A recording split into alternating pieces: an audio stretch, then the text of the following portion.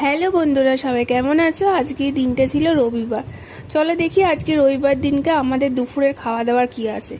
আজকে কি করেছি বলো তো? গরমকালের পান্তা ভাত। কাদের কাদের ভালো লাগে অবশ্যই জানিও।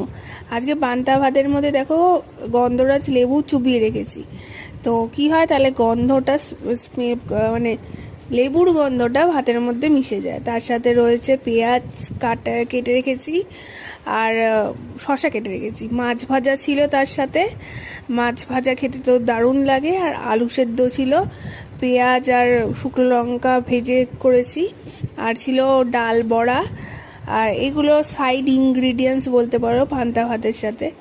এবারে চলে আসলাম সন্ধেবেলায়, আর ইনস্টামার্ট থেকে কিছু জিনিস কিনেছি। ব্যাগ থেকে বেরিয়ে এলো প্রথমেই যে ব্রাউন ব্রেড।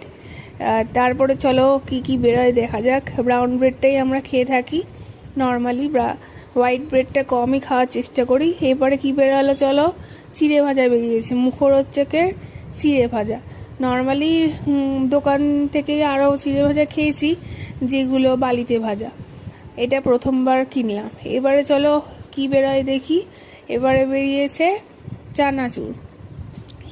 এটা হচ্ছে বিকারামের চানাচুর, যেটা কিনে একেবারে ঠকে গেছি। সত্যিকারে ঝাল চানাচুর কিনতে চেয়েছিলাম। মুখরোচকেরটা কিনলে বেশি ভালো হতো, টেস্টি হতো।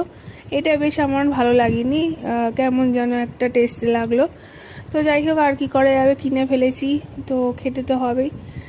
আর এই একটা বিস্কিট কিনেছি নতুন ধরনের, মিল্ক শক্তি বলে, বেশ ভালো খেতে, পার্লের। তোমরাও ট্রাই করে দেখো।